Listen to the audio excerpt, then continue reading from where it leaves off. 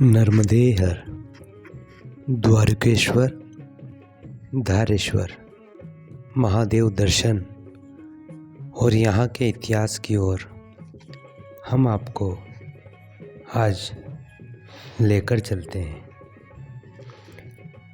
धारेश्वर जाने के लिए हमें माँ नर्मदा के दक्षिण तट कांकरिया गांव से नौका द्वारा उत्तर तट पर जाना पड़ता है। अभी हम सब नौका में सवार हो गए हैं और धीरे धीरे नौका माँ नर्मदा के इस विशाल जल राशि से आगे बढ़ रही है। यह वह स्थान है जिसका पुराणों में लेख मिलता है। पुराणों के अनुसार मताली नामक व्यक्ति, जो देवराज इंद्र का सारथी था, वह एक दिन इंद्रलोक में गंधर्व नृत्य चल रहा था। तभी सभी अप्सराएं नृत्य कर रही थी, जिसके अंतर्गत सभी की उपस्थिति में मताली सारथी की क्राम दृष्टि पार्वती जी की सहेली जया पर पड़ी, जिसे देखकर पार्वती माता ने मताली को राक्षस होने का श्राप दे दिया तथा मृत्युलोक में जाने का श्राप भी दिया, जिससे घबराकर देवराज इंद्र ने मताली को बताया, तुम मृत्युलोक में जाओ, लेकिन वहाँ जाकर माँ नर्मदा की संपूर्ण परिक्रमा लगाओ। तत्पश्चात माँ नर्मदा के उत्तर तट पर जहाँ तुम उचित समझो, उस स्थान पर ध्यान तपस्या में बैठकर माँ नर्मदा के किनारे शिवजी की उपासना और तपस्या करो, जिससे शिवजी प्रसन्न होकर तुमको वर मांगने को कहेंगे। तुम प्रथम वचन इस कर्म के प्रायश्चित हेतु वरदान मांगना। जो तुम्हारा मनोरथ पूर्ण होगा। देवराज के मार्गदर्शन के पश्चात माँ पार्वती के शाप से मुक्ति के लिए यह सारथी मताली आगे समय में मृत्युलोक में आकर देवदत्त शर्मा नाम के ब्राह्मण के घर पुत्र रूप में जन्म लेता है। बालक का नाम दारुक रखा गया। दारुक 14 वर्ष की उम्र में घर छोड़कर माँ नर्मदा की संपूर्ण परिक्रमा के लिए निकल पड़ा। माँ नर्मदा के पावन तपोभूमि पर नर्मदा साक्षी शिव आराधना तपस्या करने लगा। इसकी घोर तपस्या से भगवान शिव प्रसन्न होकर प्रकट होकर बोले, दारुक, जो इच्छा है वह वर मांगो। अतः दारुक ने सर्वप्रथम भगवान शिव को प्रणाम कर वर मांगा और कहा, जो प्रभु आप मेरी भक्ति से प्रसन्न हैं, तो पार्वती जी को बसाकर अर्धनारेश्वर की देह बनाकर आप यहाँ मूर्ति रूप में विराजित हो जाइए। मुझसे जो इंद्रलोक में मेरी दृष्टि के द्वारा काम दृष्टि अपराध हुआ है, वह अपने आप आपके स्वरूप के ध्यान से पूजन से मैं इसका पश्चाताप कर सकूं। दारुक प्रसन्न होकर भोलेनाथ इसी स्थान पर वचन अनुसार अर्धनारीश्वर बने एवं इस दारुक की तपस्या से वशीभूत होकर इसी स्थान पर विद्यमान विराजित हो गए। कई वर्षों तक दारुक मूर्ति का ध्यान पूजन करता रहा। भगवान शिव फिर पुनः प्रकट हुए और मताली से कहा, तुम्हारी आराधना उपासना से मैं बहुत प्रसन्न हूँ, वरदान मांगो। दारुक ने कहा, आप प्रसन्न हैं तो आपका अर्धनारीश्वर मूर्ति यह स्थान पावन और द्वारकेश्वर नाम से प्रसिद्ध हो जावे। अतः यह स्थान का नाम द्वारकेश्वर हुआ, जिसका आज वर्तमान नाम धारेश्वर उपनाम है। दारुक इसी स्थान पर शिव आराधना करता रहा। एक दिन संयोग से माँ नर्मदा की परिक्रमा में अचानक सनक, सनंदन, सनातन और सनुत कुमार चारों महापुरुष दारुक का परीक्षण करने के लिए यहाँ आए। इस तत्पश्चात यहाँ से चलने को तैयार हुए, लेकिन दारुक ने अत्यधिक आग्रह करने के लिए और यहीं रुकने के लिए किया तो महापुरुषों ने अपने नियम सिद्धांत बताए। इस प्रकार प्रथम सनक नाम के महापुरुष ने कहा, मैं नैमित्तिक गंगा स्नान करता हूँ, नहीं रुकूंगा। दूसरे संत नाम के महापुरुष ने कहा, मेरा सिद्धांत वियब देह में नैत्रिक समुद्र स्नान करता हूँ। तीसरे सनातन नाम के महापुरुष ने कहा, मेरा सिद्धांत यह है कि मैं नैमित्तिक 1100 शिवलिंग का एक साथ एक स्थान पर पूजन करता हूँ। चौथे सनत कुमार नाम के महापुरुष ने कहा, मैं जहाँ से नर्मदा के जल प्रभाव से भस्मी प्रकट हो उसी भस्म का नैमित्तिक लगाकर अतः खोजने के लिए जाऊंगा। चारों महापुरुषों के कथन सुनने के बाद दारुक नाम के भक्त ने शिव जी का ध्यान करके संतों से निवेदन किया कि मैं आपके नियम सिद्धांत का खंडन नहीं होने दूंगा। फिर दारुक के द्वारा शिव जी का ध्यान करने पर संतों द्वारा मांगी गई इच्छा अनुसार प्रथम द्वारकेश्वर से ठीक पूर्व दिशा में मध्य नर्मदा के जल में शिवलिंग के माध्यम बनाकर स्वयं शिवलिंग परिक्रमा कर पूर्ववाहिनी जल प्रवाह दिशा दिखी गंगा का स्वरूप धारण कर लिया, जो आज गंगेश्वर महादेव के नाम से इसी माँ नर्मदा के समक्ष मौजूद है और साक्षी है। धृति इच्छा अनुसार समुद्र स्नान की इच्छा प्रकट कर रहे दारुक शिव आराधना करने पर गंगेश्वर से ठीक ईशान कोण में 2 किलोमीटर अंतर्गत स्वयं नर्मदा का जल नमक के स्वाद का हो गया। स्वयं नर्मदा जी ने समुद्र का जल लिया।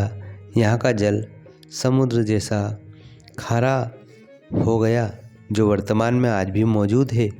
तृतीय महापुरुष की इच्छा अनुसार एक साथ शिव जी पूजन आराधना के वचन के अनुसार दारुक शिव जी ने अपने भक्ति की वाणी को सिद्ध करने के लिए एक ही शिला पर सहस्त्र शिवलिंग प्रकट हो गए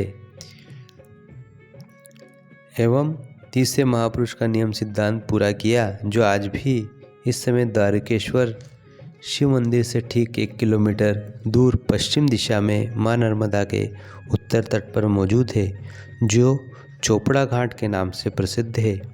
चतुर्थ चौथे संत के सिद्धांत अनुसार माँ नर्मदा की भस्म धारण किए अर्थात द्वारकेश्वर के प्रार्थना पर शिव कृपा से द्वारकेश्वर महादेव ठीक नेतृत्व कोण में 500 फीट की दूरी पर नर्मदा जल के अंतर्गत भस्म की शिल्प आज भी मौजूद है। जैसे चौथे संत का नियम सिद्धांत पूरा हुआ, दारुक ने जिस इच्छा से भगवान शिव की वर मांगे थे वह सभी पूर्ण हुए। स्थान आज भी पुरातत्व को देखने को मिलता है और मौजूद है। इस स्थान का नाम द्वारकेश्वर उपनाम धारेश्वर नाम से जाना जाता है। उसी मंदिर के आज आप दर्शन कर रहे हैं, जिसे अब धारेश्वर महादेव के नाम से जाना जाता है। पुराणों में इस कथा का उल्लेख है। माँ नर्मदा के पावन तटों में यह भी प्रसिद्ध स्थान है, जिसे कहा गंगा जहाँ प्रकट हुई उस स्थान को गंगात खेड़ी, गंगा जी का ओटला गांव वाले कहकर बुलाते हैं। आपको भी कभी अवसर लगे तो मध्य प्रदेश के खरगोन ज़िले में सनावद तहसील में काकरिया गांव से नौका दक्षिण तट से चलकर हमें उत्तर तट की ओर ले जाती है। वहाँ धारेश्वर महादेव का हमें दर्शन होता है। अगर आज की कथा और द्वारकेश्वर महादेव का विवरण अच्छा लगा हो तो चैनल को सब्सक्राइब करें, लिंक को शेयर करें। नर्मदे हर।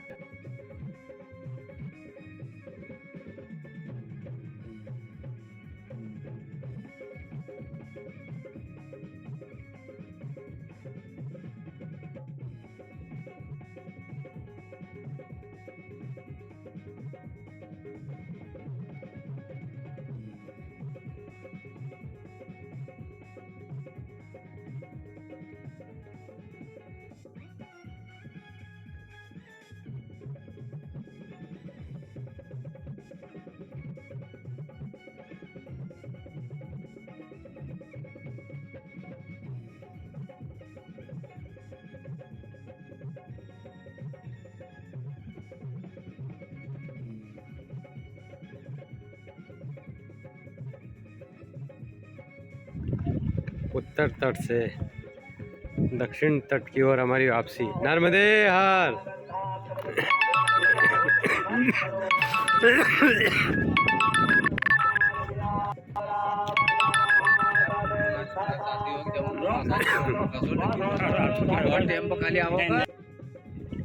नौका के इंतजार में थोड़ी देर हम नहीं बैठे हैं। सामने से आ रही नौका बोलते में। अभी हम उत्तर तट धारेश्वर हैं और जो आप देख रहे हैं वो नौका आ रही है। इस तरह नौका से इस पार से उस पार पुनः उत्तर तट।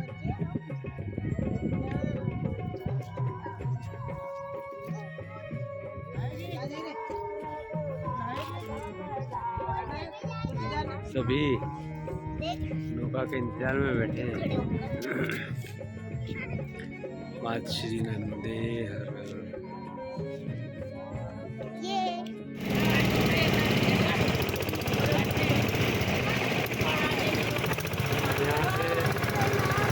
नौका घूमेगी हमारी। हम आए वहाँ से और यहाँ से अब ये नौका ऐसे घूम कर जा रही है। किस तरह जल में घूमती है नौका।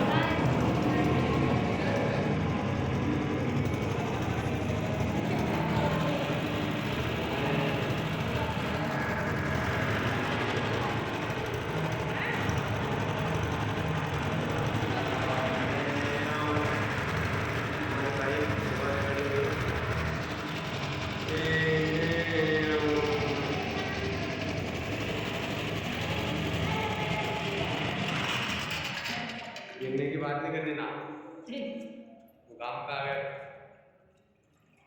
ये